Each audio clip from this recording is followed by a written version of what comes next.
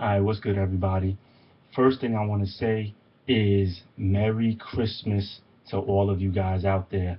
Now that I'm down here in the South, it don't even feel like Christmas, truthfully.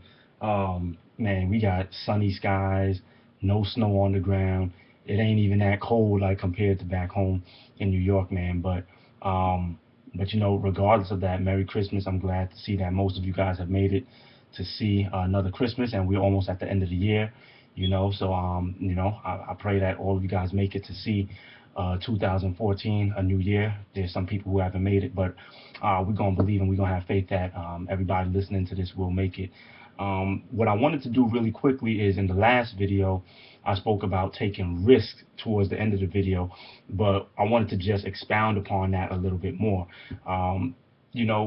Especially for somebody who may be a student, because I just spoke about it in general, but I want to bring it, make it a little bit more practical.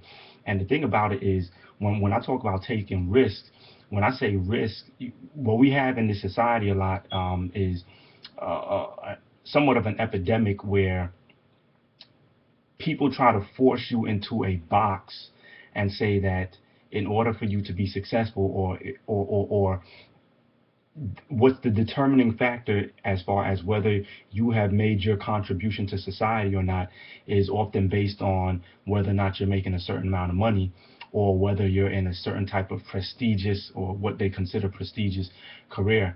And what I want you to, when I say take risks, what I'm talking about is, first, this is not necessarily a blind risk, as some people might say. This is, it's not like some people would call blind faith, right? When I say take risk, what I'm saying is that what is it that God has given you, to accomplish in this life? What do you feel?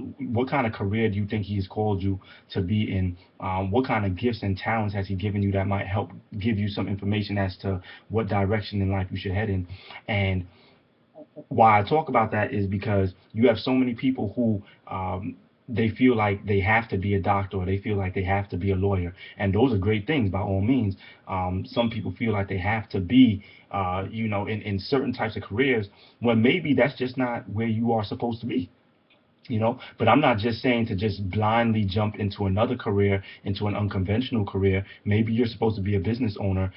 Maybe you're supposed to be some sort of mogul. Maybe you're supposed to be a music artist, or some sort. But when I say take risk, that risk should still be educated, an educated risk, right? So when I say an educated risk, what I mean is you need to gather all the information that you can about that industry. You need to weigh the pros and cons of that industry and how it will affect you and how it will affect your life, and weigh whether or not you feel like it's something that you're willing to fight for in order to make it within that industry.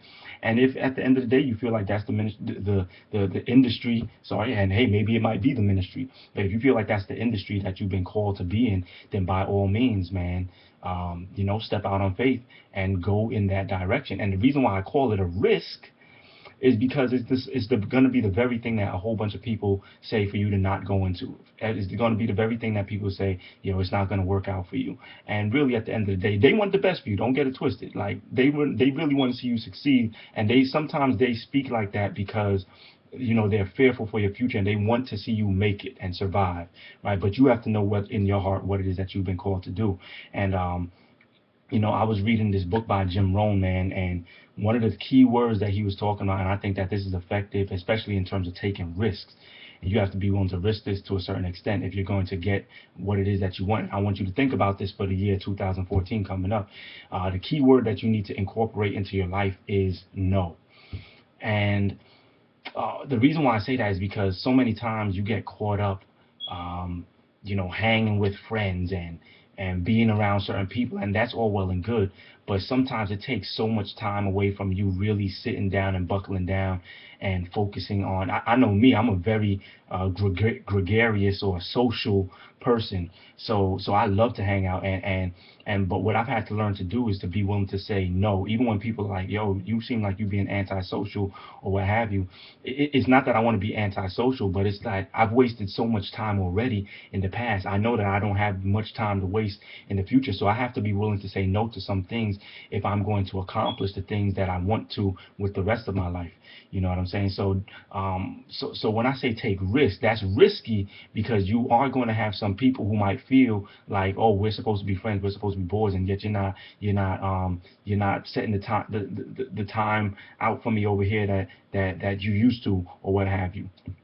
So, uh, that's kind of just the you just have to accept the fact that that might happen.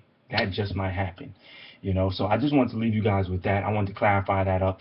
For the person who is going, who is a student especially, I wanted to make that a little bit more clear about what I talk about when I use the word risk. Okay. So, Coach Vaughn, you guys have a Merry Christmas. I hope that this is a decent gift. I can't give you guys money or anything like that, but if I could give you guys some lessons of life, based off of mistakes that I made in the past, hope that that's a Christmas gift enough for you guys. It's your boy. Peace.